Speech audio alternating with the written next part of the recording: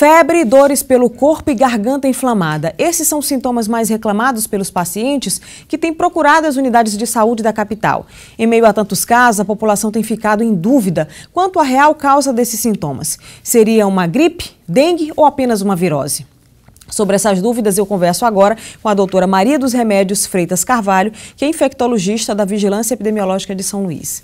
Bom dia. Bom dia. Doutora, os nossos profissionais de saúde, principalmente da área pública, já estão preparados, já sabem realmente identificar esses sintomas na hora desse primeiro atendimento?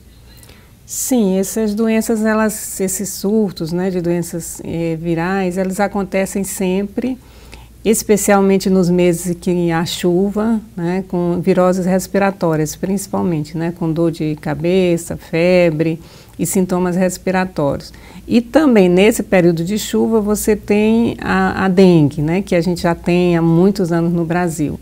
E mais recentemente, esse ano, foi introduzida a Zika, né, que é uma doença nova no Brasil, né, e ela também é transmitida pelo mesmo vetor da dengue e dá sintomas muito semelhantes, né, febre, lesões na pele, conjuntivite.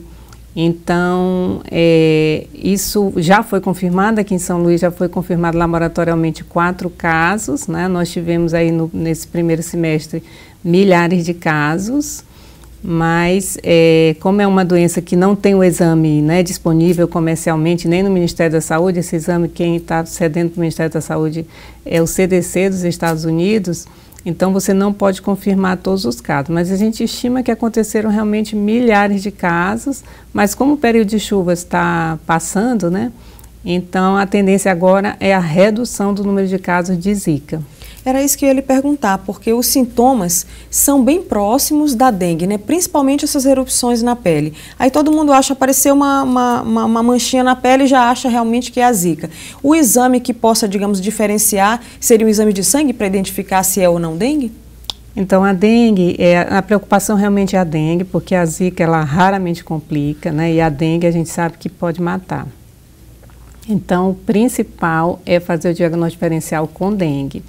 E em alguns casos você precisa fazer de exame, por exemplo, hemograma, se a pessoa tem pressão alta, tem diabetes, está gestante, tem algum sinal de gravidade, sinal clínico, ela precisa fazer exame para ver como é que está o hemograma e inclusive para confirmar se aquilo é dengue ou não. Então o mais importante é, se você não sabendo o que você tem, se é Zika, se é dengue, se é outra virose, cuidar muito bem da hidratação, porque o tratamento principal da dengue é a hidratação, que pode ser a oral, com soro oral, e em determinados casos que complica, fica por algumas horas internados ou até por alguns dias. Então, o mais importante é você pensar que pode ser dengue e se hidratar o mais precoce possível. Por que a senhora fala da importância da hidratação? Quanto mais a pessoa estiver hidratada, mais ela se livra, mais rápido ela se livraria desses incômodos relacionados aos sintomas?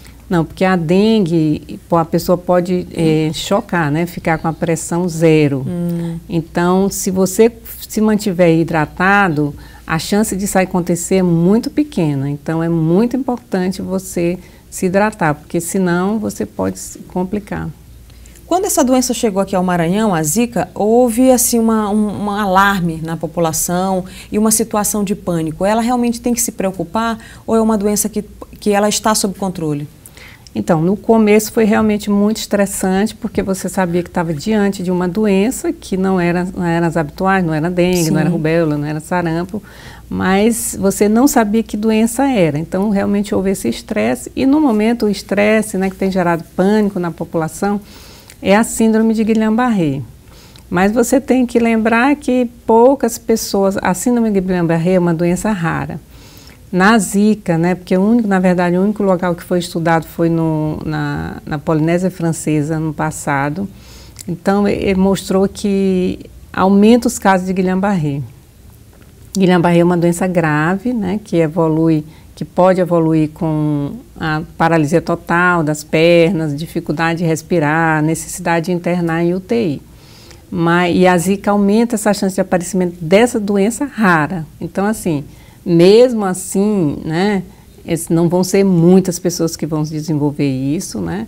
E essas pessoas, o primeiro sintoma, né, fraqueza nas pernas, dificuldade de andar ou dormência nas pernas, precisam procurar a unidade de saúde e tem tratamento, tá? Então, assim, as pessoas também não precisam entrar em pânico com o Guillain-Barré, porque é uma doença também que tem tratamento. Porque o que assustou muito a população também foram as 3 mortes, né, já registradas por Guillain-Barré aqui em São Luís. E aí eu lhe pergunto, como diferenciar esses sintomas? Porque a senhora falou de paralisia, sente assim, paralisia nos membros. E a zika ou a dengue, de vez em quando também dá essa dor nas articulações, principalmente nos membros inferiores.